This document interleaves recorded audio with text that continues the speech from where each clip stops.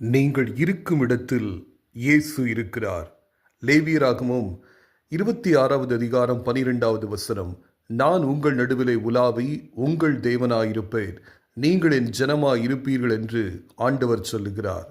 அன்பான கர்த்தருடைய பிள்ளைகளே, யோவான் 5வது அதிகாரத்தை நான் வாசிக்கும் போது பெதஸ்தா என்கிற ஒரு குளம் இருந்தது என்று சொல்லியும், அந்த பெதஸ்தா குளத்தை சுற்றிலும் ஏராளமான வியாதியஸ்தர்கள் படுத்திருந்தார்கள் என்று வேதம் சொல்லுகிறது. ஏனென்றால் திடீரென்று தேவதூதன் ஒருவன் வானத்திலிருந்து இறங்கி வருவான், அந்த குளத்தை கலக்குவான். யார் முதலில் அந்த குளத்துக்குள்ளே போய் இறங்குகிறார்களோ அவர்கள் எப்பேற்பட்ட வியாதியுள்ளவர்களாய் இருந்தாலும் குணமடைவார்கள் என்று வேதம் சொல்லுகிறது. ஆகவே எப்பொழுது தேவதூதன் வருவான் என்று அந்த குளத்தை சுற்றிலும் வியாதியஸ்தர்கள் படுத்திருந்தார்கள். 38 வருஷமாய் வியாதிப்பட்ட ஒரு மனிதனும் அங்கே படுத்திருந்தார். வேதம் சொல்லுகிறது இயேசு கிறிஸ்து அவனை கண்டார் என்று சொல்லி. இயேசு கிறிஸ்து உங்களை காண்கிற ஆண்டவராய் இருக்கிறார். மக்கள் உங்களை கண்டும் காணாமலும் போகலாம். ஆண்டவர் இயேசு கிறிஸ்து உங்களை காண்கிற ஆண்டவர். இரண்டாவதாக, அவன் வெகு காலமாய் வியாதியஸ்தன் என்று ஆண்டவர் இயேசு அறிந்தார் என்று வேதம் சொல்லுகிறது. ஆண்டவர் இயேசு கிறிஸ்து இன்றைக்கு நீங்கள் படுகிற கஷ்டங்கள், வேதனைகள் எல்லாவற்றையும் நன்றாய் அறிந்து வைத்திருக்கிறார். மூன்றாவது, ஆண்டவர் இயேசு கிறிஸ்து அந்த படுத்திருந்த வியாதியஸ்தனை பார்த்து கேட்கிறார், நீ சொஸ்தமாக வேண்டும் என்று விரும்புகிறாயா என்று கேட்கிறார். ஆண்டவர் இயேசு கிறிஸ்து விசாரிக்கிற ஆண்டவராய் இருக்கிறார். இன்றைக்கு யாருமே விசாரிப்பதற்கு எனக்கு இல்லை என்று சொல்லி நீங்கள் கலங்கி போயிருக்கலாம்.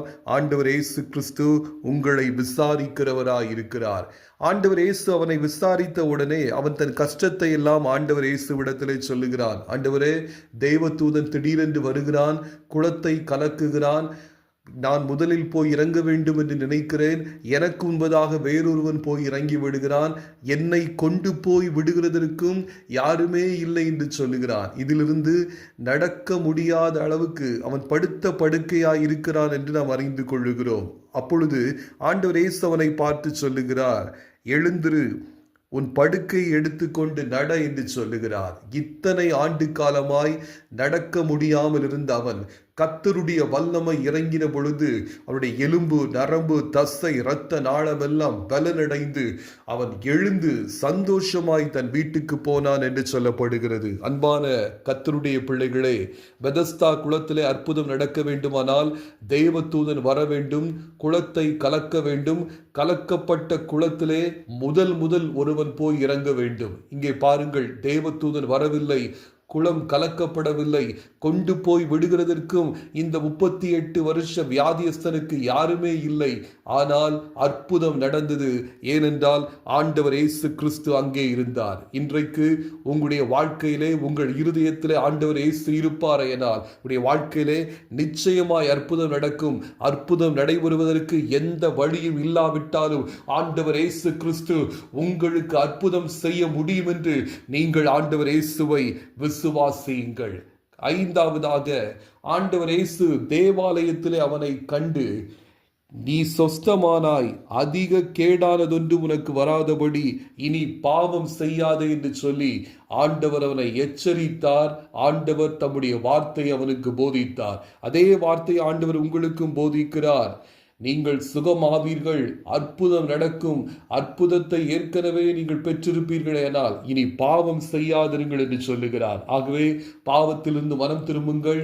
ஆண்டவர் இயேசு கிறிஸ்து உங்களுக்காகவே கல்வாரி சிலுவையிலே பாடுபட்டு பலியாகி 3வது நாள் மகிமையாய் உயிர்த்தெழுந்தார். ஆண்டவரே, என் பாவத்தை மன்னிங்க, என்னுடைய பிள்ளையாய் ஏற்றிக்கொள்ளுங்க, என் வியாதியிலிருந்து எனக்கு விடுதலை தாங்க, எனக்கு சமாதானத்தை தாங்க, என்னை ஆசீர்வதிங்க என்று சொல்லி நீங்கள் ஜெபிப்பீர்களே, என்றால் ஆண்டவர் இயேசு உங்களை ஆசீர்வதிப்பார். நாம் தியானித்த இந்த வேத பகுதியிலிருந்து ஆண்டவர் இயேசு கிறிஸ்து உங்களை காண்கிற ஆண்டவர்.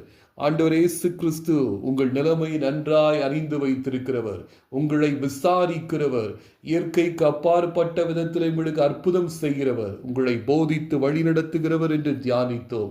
ஒவ்வொரு நாளும் ஆண்டவர் இயேசுவை நோக்கி ஜெபம் பண்ணுங்கள். கர்த்தர் உங்களை ஆசீர்வதிப்பாராக. ஆமென்.